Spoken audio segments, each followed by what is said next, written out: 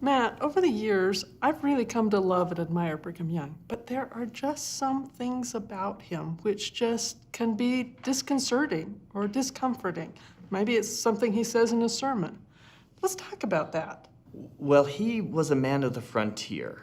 And at that time, the frontier could be a pretty rough, pretty violent place.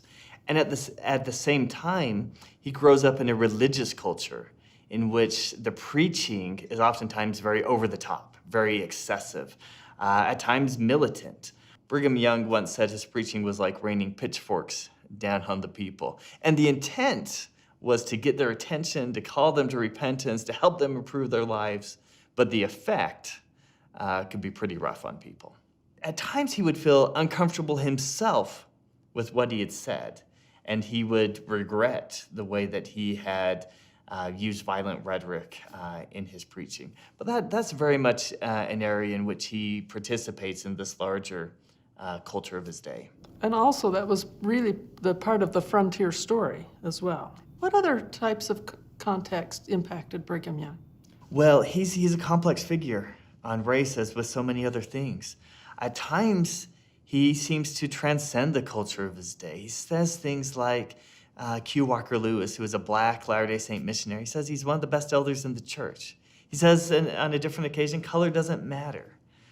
But other times, he says things that we now recognize as racist. He says things that bring in ideas about the status of black people, that bring in ideas about interracial marriage from the larger culture of the day.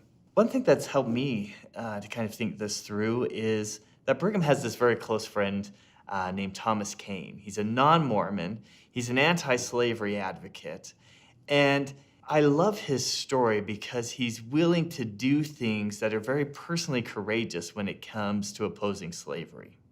And yet, by our standards, he was racist. He very much opposed interracial marriage, interracial mixing. And to me, that's really an example of how we can't just judge people by our standards. We have to understand the world that they lived in. And even a prophet who is clearly led by revelation, yet he's a product of the times in which he lives. They're always going to be influenced by the larger culture, and yet they have access to revelation that allows them to see beyond that culture at times as well. So what about things that maybe Brigham Young holds up well on under modern standards? I think that his prophetic priorities, what he focused most on, stand up very well.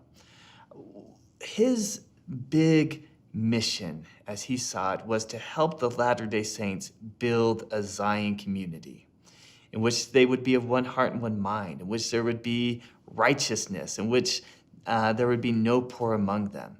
And oftentimes we think of the 19th century as a time of greed, a time of callousness towards the poor. And there was a lot of that, but not from Brigham. He stands against that culture.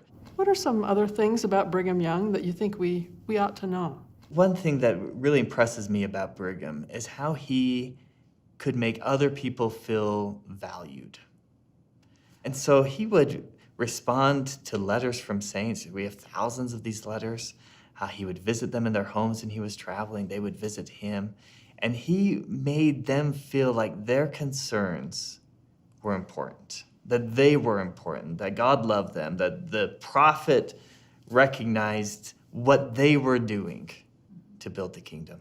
When there's a recognition that there's not enough good medical care for women in the community, he approves and supports some Latter-day Saint women going to the Eastern United States to become doctors. This is very unusual for the time. And you maybe wouldn't expect that of Brigham Young. Right. Out in this frontier area, but it's something he really champions. Right. So what about Brigham Young's family? So Brigham lives in an era in which the church is practicing plural marriage. And for most Americans, he becomes what they know of as a polygamist. That's how he's best known in his day, for his very large family. But if you think about how it would be to manage a household of many wives, many children, how to create a culture in the household in which everyone feels important, in which everyone feels valued. It was a tremendous, tremendous challenge. But yet his children talk about him with such affection.